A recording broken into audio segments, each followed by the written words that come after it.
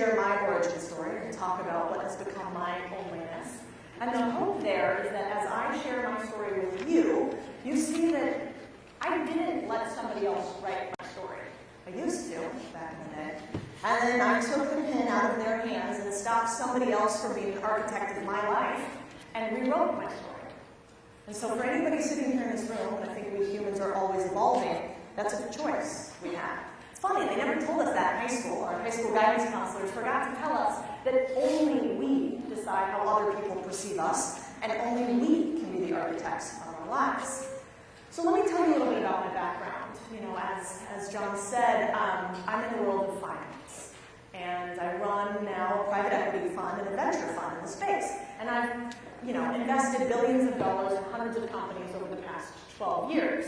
But that's kind of an interesting snippet, because the truth is, I come from a family of immigrants. I come from a family that didn't have an opportunity to go to college. I had no idea what a stock was, how to balance a checkbook, because I was a journalist in my past life. You see, before I was in finance or doing anything on CNBC with a bunch of people that looked nothing like me these days, I was living in the U.S.-Mexico border region. And I was writing stories about tragedy, about things that we cannot really conceptualize sitting here in the U.S. I was living in a town called Juarez, which in Spanish we call Ciudad de Muerte, which means the city of death. As you cross over the border, you can imagine over the Rio Grande, there's a bridge. And the second you step from the U.S. into Mexico, there's a huge cross. It's wooden, it's more than 12 feet tall. And on this cross are littered pictures and mementos and hair ties and pink ribbons.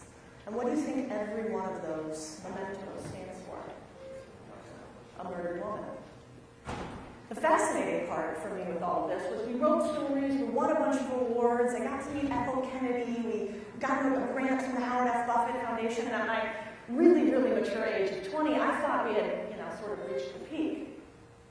And then we wrote our last story. And this story was about people in Juarez that were being left behind. As their families were crossing the U.S. border, some of the elderly were not able to cross. They weren't able to keep up. And so what would happen is there were thousands of elderly people left in these really just debaucherous, terrible housing units all across the border. We wrote a story about this. We were the first ones to bring it. And if you could imagine, there was one person that was highlighted. As they say, we'll do for the one what we won't for the many, right? And my one, her name was Carmelita. Carmelita was 93 at the time. Huge smile, no teeth, so that was endearing. Always wearing a little pink beanie and carrying around a teddy bear named Alberto. And Carmelita had a bit of dementia and was separated from her family for 20 years. She lived and slept on a kind of a cot, what you would imagine a gurney is, that they take people from war to.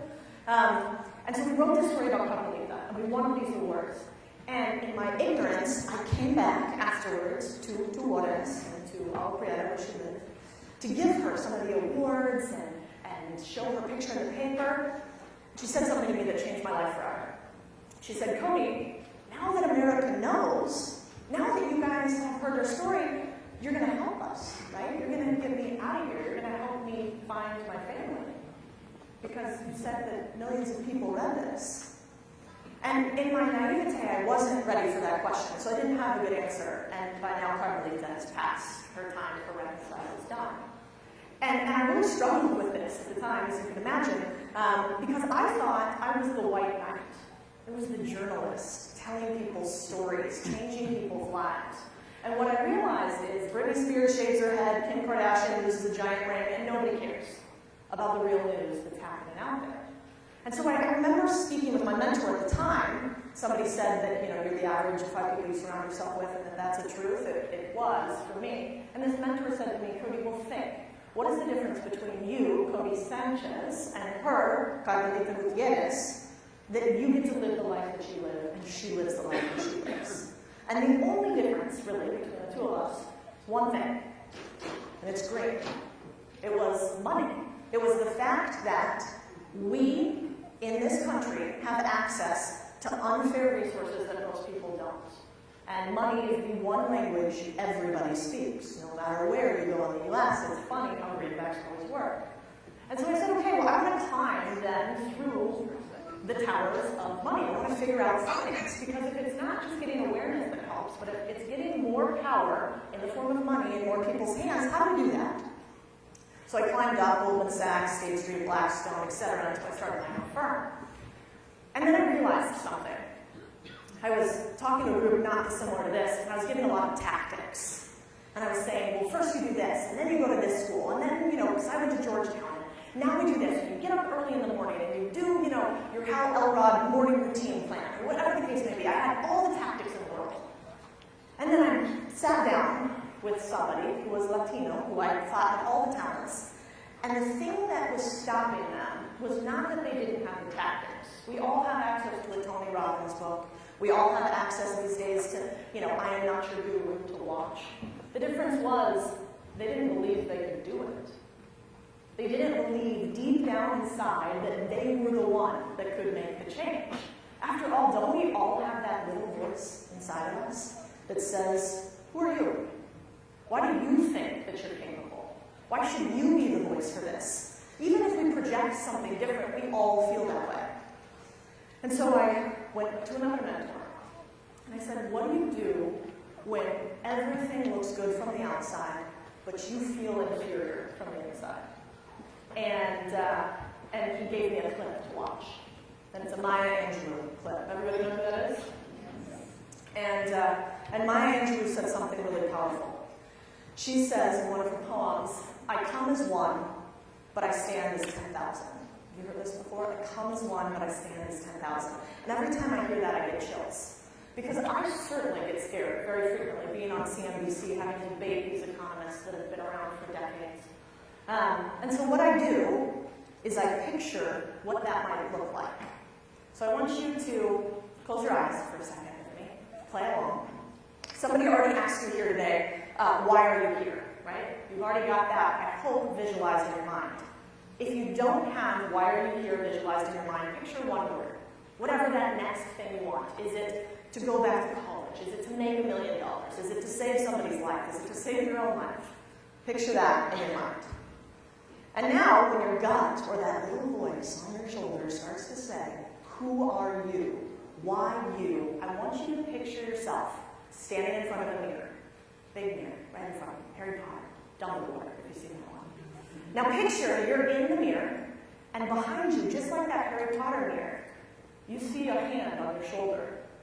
And maybe it's your mom, your dad, your partner, your friend. And slowly, you start to see these ghosts of people surrounding you, all of the supporters in your life. They're nodding yes, you can, you are worthy. You are not one, you are 10,000. And as you feel them surrounding you, I want you to keep this image. And every time, before you next get on stage to do the same thing that I'm doing, or before you next go to negotiate your salary, I want you to go to the bathroom, and I want you to picture this. Because we all stand on the shoulders of giants, and yet we think we're all alone. Why? So as you open your eyes again, keep that with you. And then I want to give you the words of another. I remember my very first business. It was a business in Latin America, and I had hundreds of employees, and they were located in what are now conflict zones. And as you can imagine, I was young, I was 25 at the time. And the government of Argentina and Venezuela had decided to do something that we could never imagine in the US. Imagine that you are doing everything right in your lives. You are making all the money. You have incredible education for your children. Your business is thriving. You give back to the community. You're a pillar. And all of a sudden, your government decides to change the game entirely. And you have to flee from your country. And in Venezuela, if you have money, they come after you. They jail you. If you're not lucky enough to get out, you could be killed. So I had employees in Venezuela and Argentina. I'm 25 years old trying to figure out, what the hell do I do to get these people out of these countries?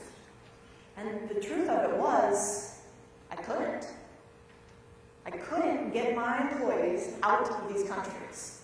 So we had to do everything we could, but I remember really struggling with this. And Friday nights were never a Friday night for me. And so I called another one of my mentors, who runs a really big business in Argentina. And first of all, he said, I'm Latino, so I can say this. He goes, we Latinos are crazy. You have to expect this. We do this every couple of decades. And in the moment, sometimes you can only laugh. And then he said, have you ever created your own Bible? And I was like, well, that feels a little sacrilegious coming from a Catholic, but okay, talk to me.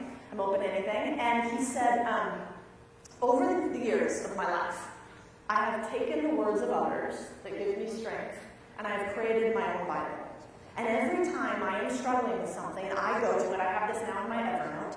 And in my Evernote, I look back and I say, like, today, I don't know what to do. I'm lost. I feel like I have no power. And I go into there, and I read the words of the greats. And I remember that my struggles are really never quite as hard as in others.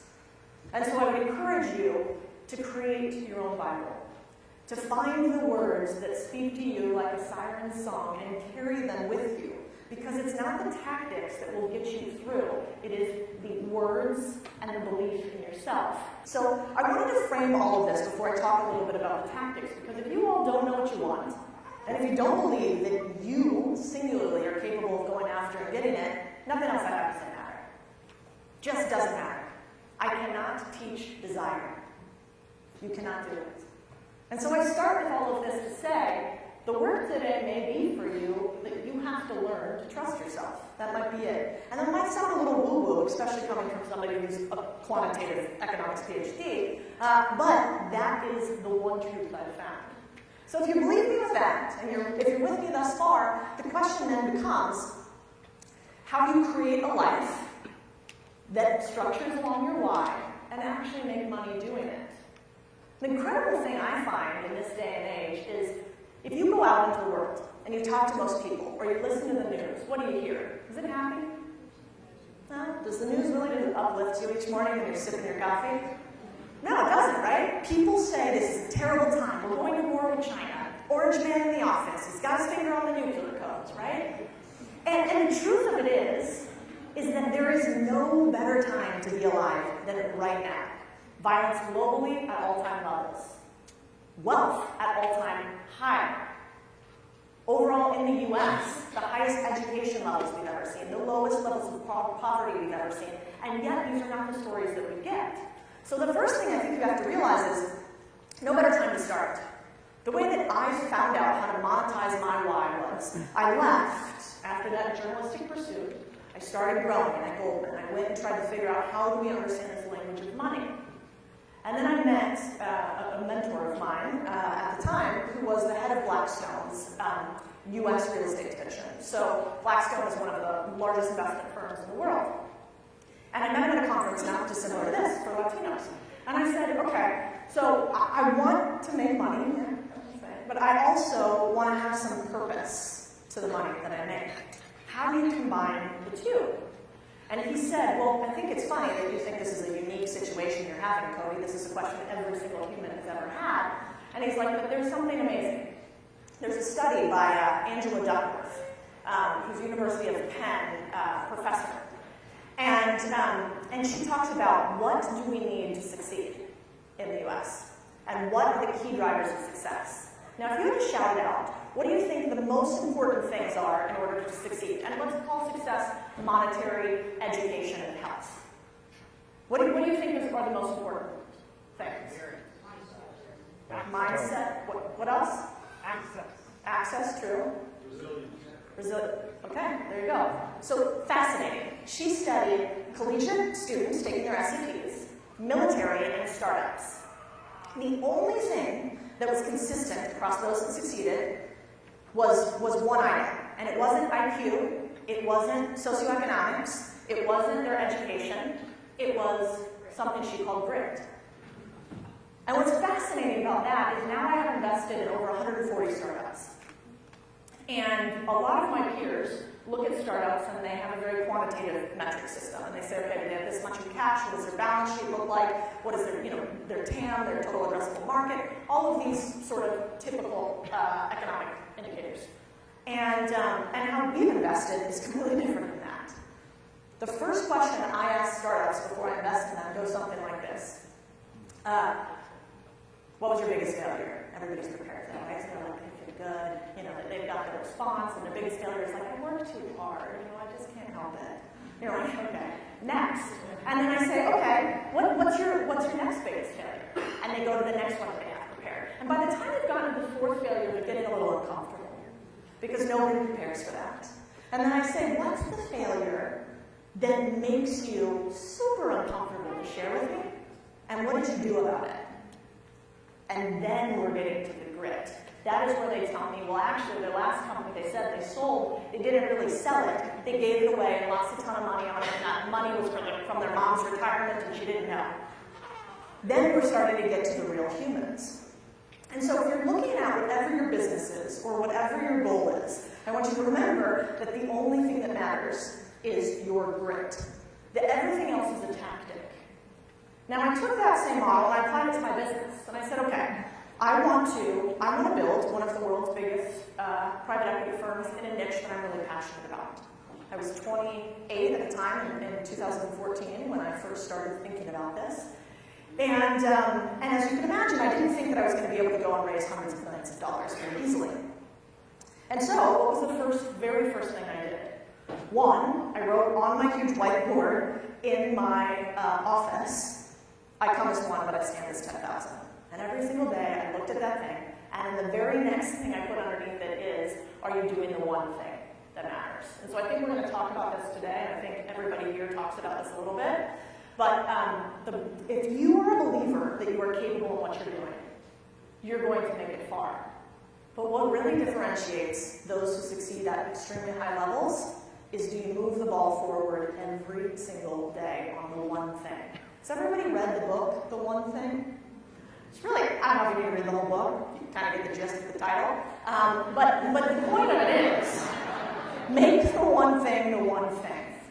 And one of my favorite techniques for this is the rule of 5, which is essentially you write down on a list of paper every single day. You're at the top is the one thing you want to achieve. Codie wants to raise $250 million, let's say. And then I write the 5 things that I think are most important to accomplish today to get to my one thing. That's it. It's the only thing I think I've done differently over the past 10 years than anybody else. Is every single day, I write down my one thing and I hit 5 items that I need to move towards it. How many days do we let other people be the architects of our lives? How many days do we respond to the hundreds of emails that come in, and these tyrants send you an email thinking you have to respond to them right away? How many days? In fact, it's astounding. We lose, on average, 1 full day of productivity due to email each and every single week. Think about that for a second. And you have to ask yourself again and again, are you really the architect of your life? Are you the one in the driver's seat?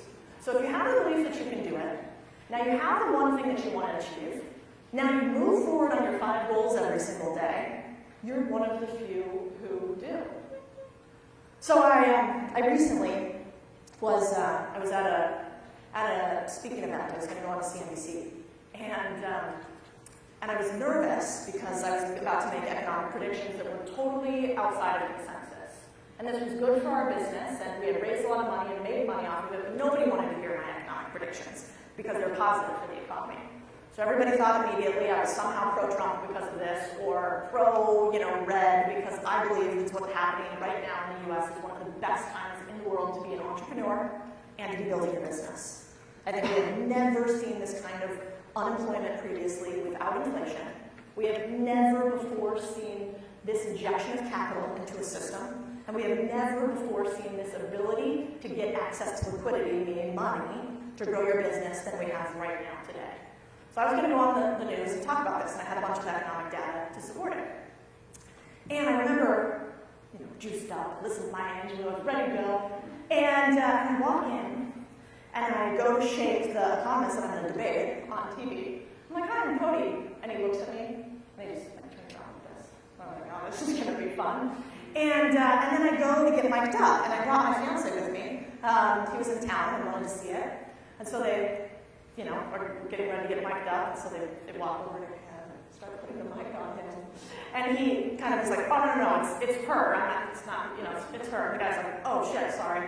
Puts it on, on me. And then I get ready to go talk to the anchor, and now Chris is like kind of standing back behind me because he's cognizant of it. And they're like, kind of push me, you know, if you could come on stage, we're ready for you, Dan. So now I'm like, oh, fuck, I have this story going on in my head. You know, I'm not the one that should be on here. It should be him instead of me. Everybody else is white dudes in there. So I have to, like, take a really deep breath. And I go to get on the stage, and the other economist leans over to me, and he's like, you obviously are too young to understand what's going on in the economy today. And then the camera goes on. And then I'm supposed to respond right away. And I'm like, oh my gosh, this is really not going to be good. And as I sat there, smiling, you know, probably manically, I'm sure you can find it on the interweb somewhere, at the camera, pretending to be totally fine, I forget everything I was going to say. Does that ever happen to you? Forget everything I was going to say. And like, this was our moment, really. And then the words of Maya Angelou came to me. And still I rise. And still I rise. And I thought, we just get in our own heads. Here I was, really just kind of talking on TV about a bunch of numbers. Do people even watch TV anymore? I'm sure it was me and my mom watching that segment.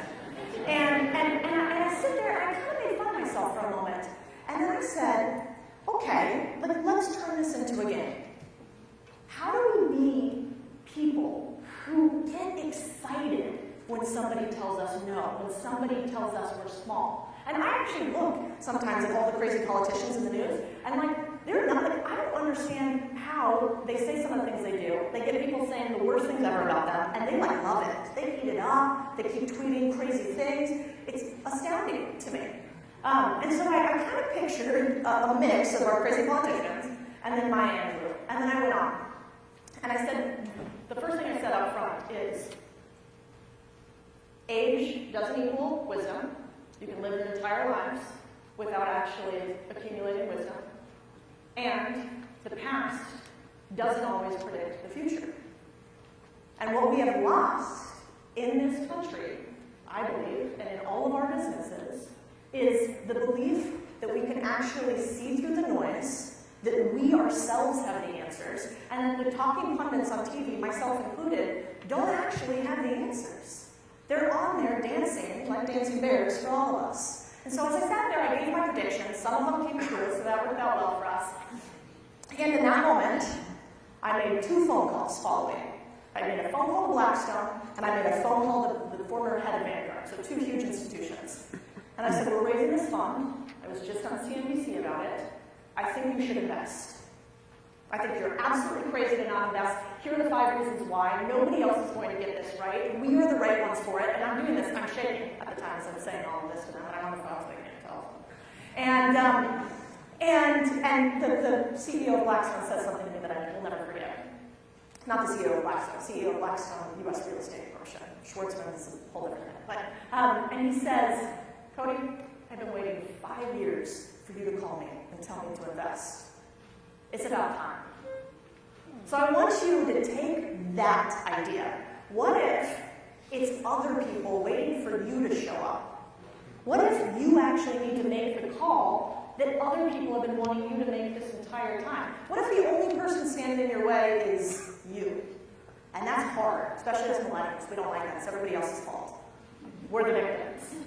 But I would say to you, what if they are waiting on your call? What if you could actually rewrite your story? Then I'll tell you something. Money seems to follow those who are singularly focused on knowing their why. I hope you find yours today. I hope you execute on it. Thank you so much for having me.